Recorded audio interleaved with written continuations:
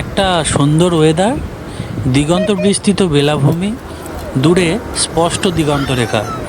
এরকম একটা সুন্দর সকাল এই বছর আগস্ট মাসে উপহার পেয়েছিলাম ওপরওয়ালার কাছ থেকে, তাই প্রতিটি মুহূর্ত উপভোগ করেছিলাম।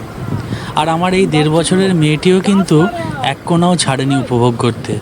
আসলে ও ওর বাবার মতো সমুদ্র সৈকত খুব পছন্দ করে। জল থেকে ওকে তুলে নিলেই কেঁদে কেঁদে ধনুকের মতো বেঁকে যাচ্ছিল জানেন, যেন বলতে চাইছিল, বাবা কেন একটা ঢেউয়ের আনন্দ থেকে আমাকে বঞ্চিত করছো। তাই আমিও চেষ্টা করেছিলাম ওকে যতটা পারা যায় আনন্দ করতে দিতে। আর সেই চোটে পরে এসেছিল জ্বর।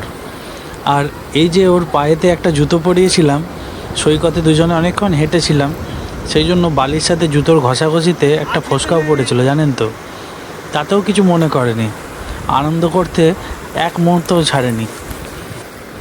যাওয়ার পুরো ব্লগটা দেওয়া আছে ভিডিও আকারে আমাদের চ্যানেলে, আর শর্টসের মাধ্যমে অনেক এনজয়ের মুহূর্ত এবং দুটো রিসর্টে থাকার অভিজ্ঞতা আমি শেয়ার করেছিলাম।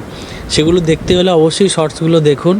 আর এরকমই ভালো কন্টেন্ট দেখতে হলে আমাদের চ্যানেলটি সাবস্ক্রাইব করে পাশে থাকুন, আর কমেন্ট করে জানান আপনাদেরও কেমন লাগছে। সামনে পুজো আসছে, পুজোতেও আমরা একটা ট্রিপের প্ল্যান করেছি এবং এই বছর আরও অনেকগুলো ট্রিপের প্ল্যান করা আছে, সেই ভিডিও আসবে। দেখা হচ্ছে পরবর্তী আপডেটে। টাটা।